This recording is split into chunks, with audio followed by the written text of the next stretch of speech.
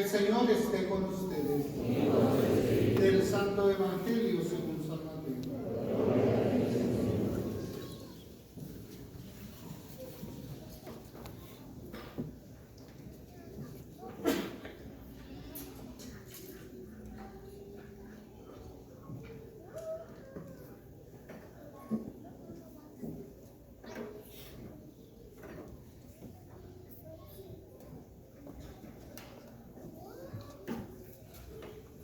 Jesús nació en Belén de Judá, en tiempos del rey Herodes.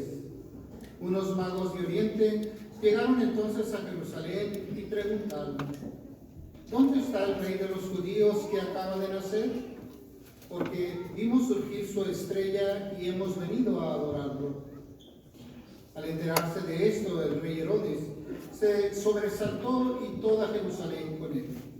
Convocó entonces a los sumos sacerdotes, a los escribas del pueblo y les preguntó dónde tenía que nacer el Mesías. Ellos le contestaron: en Belén de Judá, porque así lo ha escrito el profeta.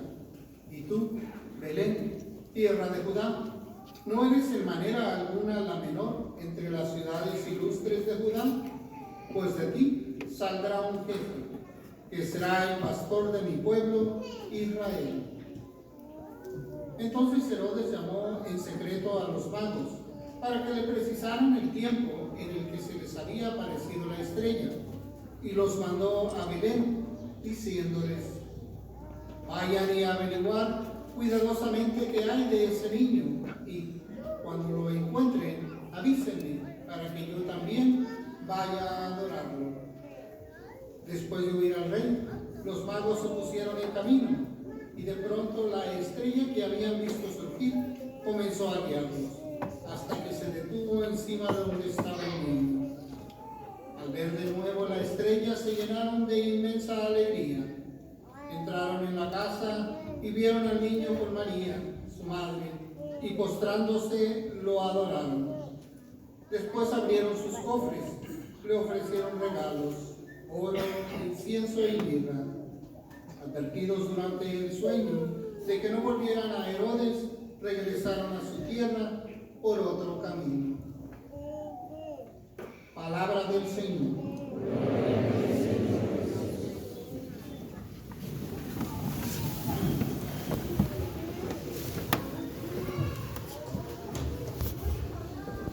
Nuestros hermanitos separados no han logrado distinguir o entender la diferencia que hay entre veneración y adoración. Son dos cosas muy diferentes. La adoración consiste en el reconocimiento de Dios como Dios. ¿Sí? Nuestros hermanitos separados dicen que porque nosotros nos postramos, eso quiere decir adoración. Si nosotros besamos una imagen, besamos la cruz o besamos el altar, ellos dicen que eso es un signo de adoración, y no. Un ejemplo está cuando Moisés regresa al monte Sinaí, y ya habiendo recibido la ley de Dios, el pueblo está desesperado porque Moisés le lleva varios días allá arreglándoselas con Dios en el monte Sinaí, y de pronto el pueblo se empieza a desesperar. Ya Dios se ha revelado como el que soy, yo soy el que soy, pero el pueblo quiere ver el rostro de Dios. Los israelitas han estado dentro de una cultura donde los dioses tienen cara, donde se puede ver quién es el Dios. O todos los pueblos circunvecinos a Egipto, todos tienen sus dioses. Y resulta que a Moisés se le revela a Dios, pero ese Dios no tiene rostro. De tal manera que cuando ellos se encuentran solos, este pueblo quiere ver el rostro de Dios, pero lo fabrican ellos. Y hacen un becerro. Mientras ellos hacen el becerro, no hay pecado. Lo llevan en andas, no hay pecado. Hacen libaciones y todas estas cosas y todavía no hay mayor problema. El problema es cuando el pueblo de Israel dice: mira, Israel, este es tu Dios. Y ahí fue donde empezó el problema. Porque a esa cosa, a ese becerro que ellos habían hecho, Ellos dijeron, este es tu Dios. Y ahí es donde está la idolatría. De tal manera que la idolatría o un acto idolátrico es todo lo que quita el reconocimiento de Dios. Y pueden ser personas, pueden ser situaciones, pueden ser cosas. Pongo un ejemplo muy fácil, ¿verdad? Sobre todo para los caballeros.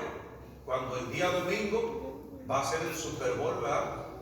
O el clásico Chivas América.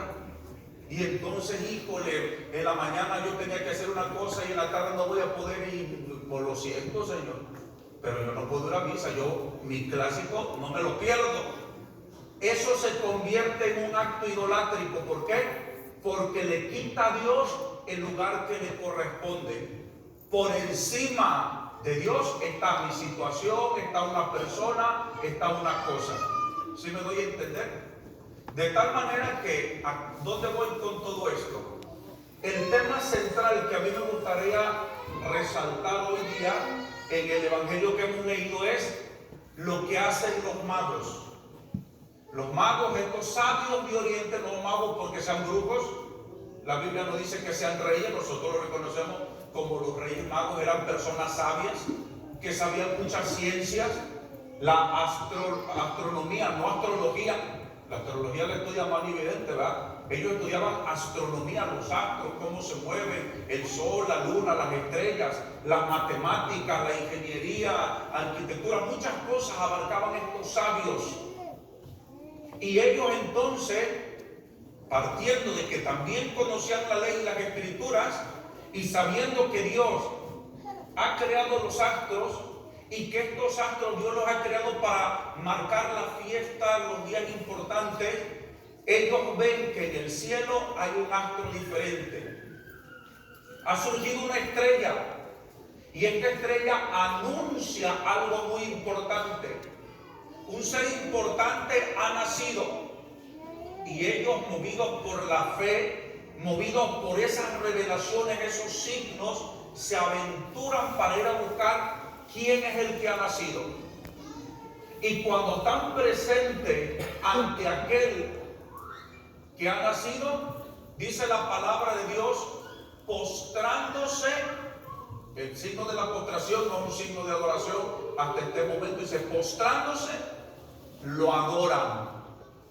¿Cuál es la adoración? El reconocer que Él es el Mesías, que Él es el Salvador, que Él es la luz del mundo, que Él ha venido a redimirnos, que Él ha venido a salvarnos. En la misa de la Navidad, de la vigilia de la noche del 24, ¿qué fue lo que hicieron también los pastores a los que los ángeles se les manifiestan? Y le dan los signos, vayan y van a encontrar un niño envuelto en pañales, en un pesebre. Y entonces dice la palabra de Dios que los pastores, cuando llegan y ven a ese niño envuelto en pañales, metido en un pesebre, dice, y postrándose, lo adoraron. ¿Por qué? Los que vinieron ese día se han de acordar de la homilía. Belén era un lugar donde se criaban los corderos que utilizaban los sacerdotes en el templo. ¿Sí? Ahí criaban a los corderos. Y los corderos tenían que ser perfectos. Los corderos no se tenían que golpear, no podían tener raspadurita, ninguna cicatriz. Tenían que estar intactos. Cuando nació un corderito, lo envolvían para que no se ultrajara y no se fuera a lastimar, se fuera a sangrar. Lo envolvían y lo metían en los pesebres para que quedaran quietecitos.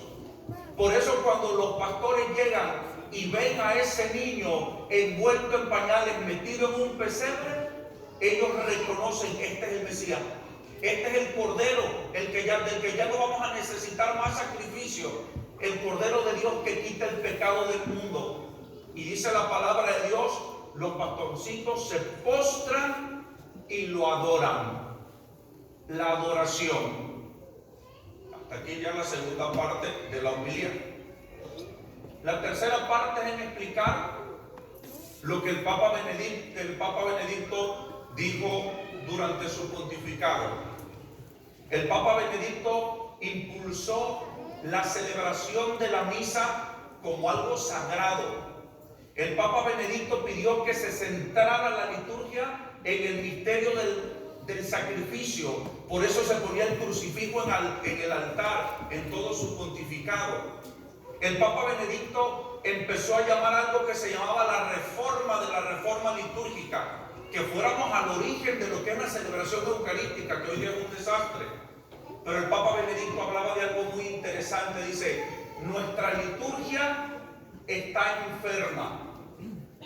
¿Por qué? Porque es una liturgia que ya no conoce lo que es el arrodillarse. Hoy día somos una cultura del hombre erguido. Y decía el Papa Benedicto, que nuestra liturgia está enferma porque es una liturgia donde ya el hombre no sabe postrarse, donde el hombre ya no sabe arrodillarse. Es el hombre erguido, el hombre que se queda de pie, el que dice: yo no me someto. E empiezan a inventar dentro de la liturgia ideas como que arrodillarse de aquellos que están sometidos y Cristo nos ha liberado. Cosas tontas como esas. Y el Papa Benedicto hablaba de que eso era una enfermedad. Y la enfermedad del hombre de hoy, del hombre soberbio, del hombre que vuelve a estar en la tentación de nuestros primeros padres en el paraíso. Cuando la serpiente se le aparece a nuestros primeros padres, le dice: ah, es que su Dios no quiere que coman de este fruto, porque si ustedes lo comen, ustedes serán como dioses. Y entonces el hombre comió del fruto porque quería ser como Dios, quería asemejarse a Dios. Y eso es lo que nos está pasando ahorita. La palabra de Dios dice: ante el nombre de Jesús, toda rodilla se doble en el cielo, en la tierra, en los abismos. De tal manera que una liturgia que no conoce de arrodillarse es una liturgia que está enferma. Que es lo que nos enseñan tanto los pastores como los magos. Dejándolo todo, los magos fueron para reconocer al Señor. ¿Y cuál es su actitud? Su actitud ante el Dios que se manifiesta ante todas las naciones. A esos magos, la de la adoración. Postrarse, ponerse de rodillas. Los magos también son unas figuras que han sido atacadas dentro de la iglesia. Algunos dicen que los magos no existieron. Dentro de la iglesia se dicen esas cosas, Pues hay que estudiar y tener cuidado. Hay quienes dicen que fue como una especie de, vamos a decirlo, de parábola, para explicar que Cristo se manifiesta a las naciones. No, los magos sí existieron. Son santos los tres. Dice la tradición que fueron bautizados por Santo Tomás y fueron santos. Sus reliquias actualmente son custodiadas en una catedral en Colonia, Alemania. Ahí están, ¿sí? Hay lugares donde hay templos dedicados a los santos reyes. Hay lugares donde hay templos que están dedicados solamente a San Gaspar, a San Melchor. Muy raros, ¿verdad? Pero son santos, son reales. ¿Qué nos enseñan estos santos? Nuestra actitud ante Jesús. ¿Cómo debe ser nuestra actitud ante el Dios que se nos revela? Diferente es la figura que vemos siempre en el nacimiento del buey y la mula. Eso sí, la Biblia no lo habla. Pero ¿por qué en todo nacimiento hay un buey y una mula? La piedad popular vio en estos dos, vamos a decir, personajes, la manifestación de la representación en el buey al pueblo de Israel, que es el que lleva el yugo de la ley, y a la mula a todos los paganos. ¿Qué quiere decir? Que Cristo ha venido tanto para los judíos, pero también para los gentiles, para todos. Eso es una representación. Seguramente que ahí habrá habido algún buey, alguna mula, alguna otra cosa más, ¿verdad? Pero eso es parte, como una forma alegórica de explicar algo. Pero los Reyes Magos existieron en la realidad de la historia como seres históricos. Por tanto, hay una situación. Los jóvenes, los jovencitos, los adolescentes hoy día, no los estoy atacando, pero es una realidad. Los jovencitos hoy día pasan de largo enfrente de uno. ¿A ustedes han visto que algún jovencito le da los buenos días? ¿Le da los buenos días?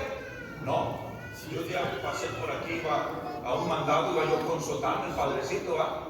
Y yo vi los jóvenes ni te voltean a ver, como que si ni va nadie enfrente de ellos, ¿no? A nosotros nos enseñaron que si alguien pasaba enfrente de ti, aunque no lo conocieras, por respeto, buenos días, buenas tardes, le perdíamos moverle la cabeza o algo, ¿no? Pero ahorita ya no. Esto se perdió, falta de educación. Yo he llegado a casa donde los jóvenes pues, no saludan.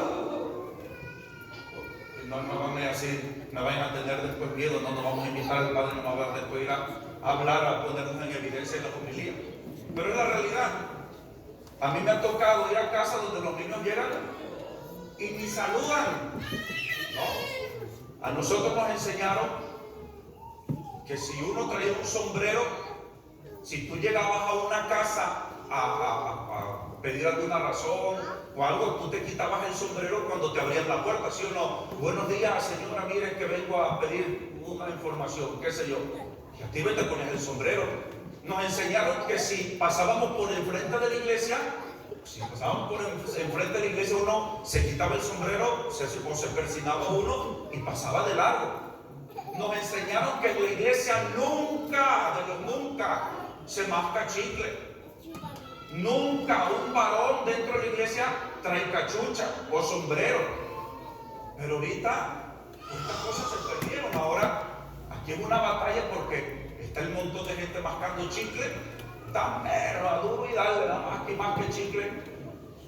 Es que la educación, se ha perdido la educación. ¿Sí? Dentro de las reglas, vamos a decir, de etiquetas y estas cosas, en la iglesia, las únicas que pueden traer la cabeza cubierta, ¿quiénes son? Las mujeres. ¿Sí? Un velo o un sombrero, de esos sombreros raros que usan las señoras elegantes, ¿verdad? Eso las mujeres lo pueden hacer porque así para ellas se puede cubrir la cabeza. Nosotros no. Los varones nos tenemos que descubrir la cabeza. Por respeto, no masco chicle. Por respeto, yo tengo que ver la diferencia en lo que es entrar a la Target, al Walmart, a un restaurante, a la playa, y la diferencia que hay en venir a la iglesia.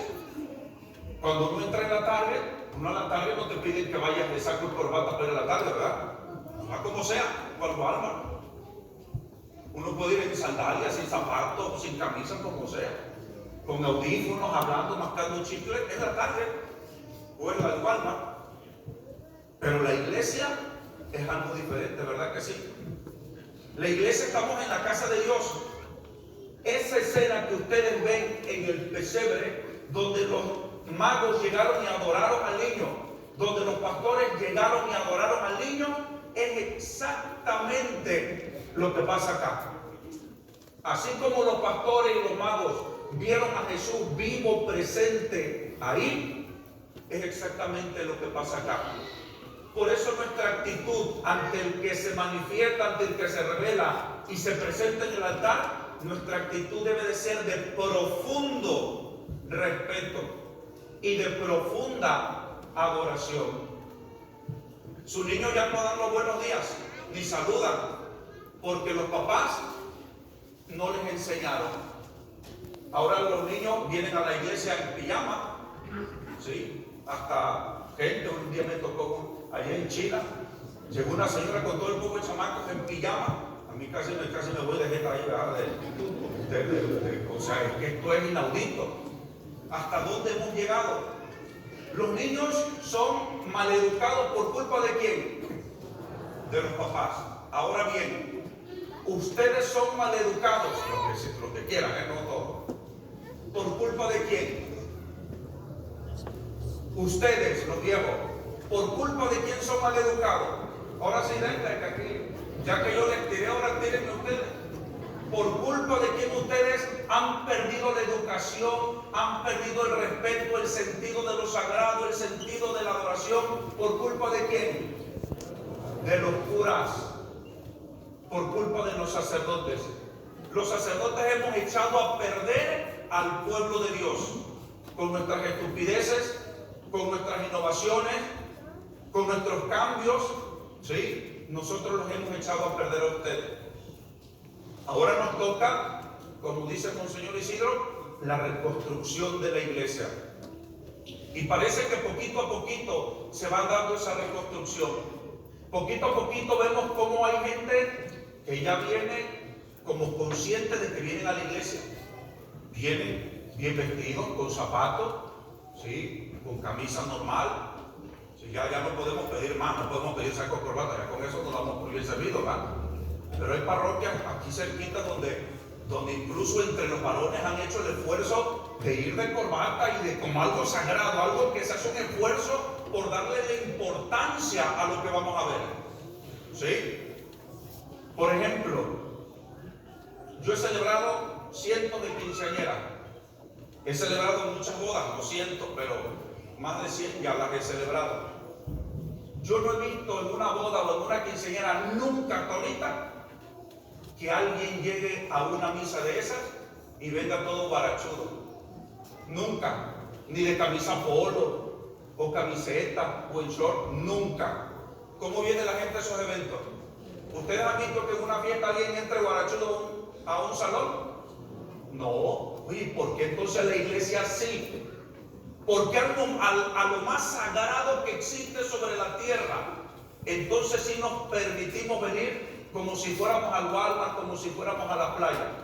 Porque no hemos llegado a la conciencia de lo que esto significa.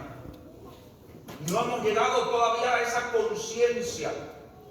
Voy a poner un ejemplo y tal vez con eso intento terminar. En una parroquia de China, al consejo de la parroquia pertenecía un abogado. Cuando teníamos las juntas en la tarde con el consejo y el sacerdote y todo, ese abogado llegaba pues de su trabajo y ese hombre llegaba trajeado. Ese hombre llegaba pero bien vestido, con saco, corbata, pero elegantísimo. Los zapatos lustrados, que si tú te asomabas al zapato te podías ver hasta las espinillas ahí, ¿verdad? Los poros de la cara y los zapatos. ¿Sí? Pero ese mismo abogado, el domingo siguiente a las 6:30 de la mañana, estaba en la primera banca en sandalias y en short. ¿Por qué? ¿Era malo? No era malo, era muy buena persona. Servía en la iglesia, pero todavía no había logrado entender la importancia de la Santa Misa. Para él su trabajo sí era muy importante. Iba a estar enfrente del juez litigando. Y como iba a estar enfrente del juez, este hombre no se podía permitir irse en sandalias y en short, ¿verdad que no? No lo podía, porque iba a estar enfrente del juez. Los que hemos tenido la desgracia de ir a la corte un día, no levanten la mano, tranquilo. Cuando uno va a la corte, Dios nos libre en el futuro, ¿verdad? Y cuando el juez entra, ¿qué le dicen a uno antes de que el juez vaya a entrar? Se descubren la cabeza y se ponen de pie, ¿sí o no? El día que no dijeran nada, ya se echaron de cabeza ustedes mismos, ¿verdad? Y entonces entra el juez y todos tienen, porque ya me tocó, tenemos que estar de pie. Entra el juez y los abogados, los que están ahí, los que tienen que estar trabajando, están con sus uniformes. Los abogados están presentables. ¿Por qué? Están ante su excelencia el señor juez. Aquí en el altar no se hace presente el señor juez. Aquí en el altar no se hace presente el obispo. Aquí en el altar no se hace presente ni siquiera el papa. Aquí en el altar se hace presente Jesucristo de Nazaret, el Dios con nosotros, el Salvador del mundo, el que ha pagado nuestro rescate con el poder de su sangre, con su sangre bendita. De tal manera que el culto que celebramos aquí, nada en la tierra es y será tan importante como una santa misa. Cuando vamos a salir, le digo, no puedo terminar acá, pero seguiré intentando. Cuando nosotros vamos a tomar un avión, vamos a salir de viaje. ¿Qué te dice la aerolínea? Por su bien esté 2 horas antes en el aeropuerto, ¿sí o no? Algunos hemos querido darnos las de inteligente, si darnos como 1 hora, y algunos perdiendo el vuelo, ¿sí o no? Te dicen 2 horas antes en el aeropuerto, y ahí tienen orquesta. Ustedes no me van a dar mentir lo que ya les ha tocado viajar, ¿verdad? 2 horas está uno ahí, puntualito, si no, pierdes el vuelo. ¿Y por qué a la iglesia nos damos el lujo de llegar barrido o llegar al evangelio? Un día una señora me dice, ay padre, ¿sí me contó la misa? Pues ¿a qué hora llegó? No, pues ya llegué cuando usted estaba dando la bendición. Y no tiene vergüenza usted. ¿Sí? Ojalá y vayamos creciendo en esa conciencia. Parece que está habiendo un resurgimiento cada vez más en la gente seria, la gente que sabe adorar, la gente que se viste bien, la gente que está presentable. ¿Por qué? Porque venimos a ser partícipes, no espectadores, sino partícipes de lo más grande que existe en la tierra, que es una santa misa. A nosotros nada más nos toca venir bien vestiditos, ¿sí? Estar sentaditos a gusto. De aquí algunos ahorita se irán tal vez al mall a comprarse algún plato de Mongolian food o de ¿sabe? A donde vayan a ir a comer ahorita, ¿verdad? A gusto. Pero a lo largo de la historia ha habido personas que les ha tocado poner en riesgo su vida por una santa misa. ¿Sí? Les ha tocado estar con terror de saber que alguien los vaya a delatar y que los vayan a matar, como ya ha pasado y como pasará en el futuro, ¿verdad? Por eso debemos de ir, mis queridos hijos, creciendo en fe, pero sobre todo en esa conciencia de lo que celebramos, para que así junto con los pastorcitos de Belén y junto con los magos adoremos a Cristo, reverenciándolo, ¿verdad? Con nuestra actitud interna, pero también externa, con esos gestos que expresan nuestro reconocimiento de quién es Él y con esos gestos que expresan nuestra sumisión y respeto profundo ante su divinidad. En el nombre del Padre y del Hijo y del Espíritu Santo. Amén.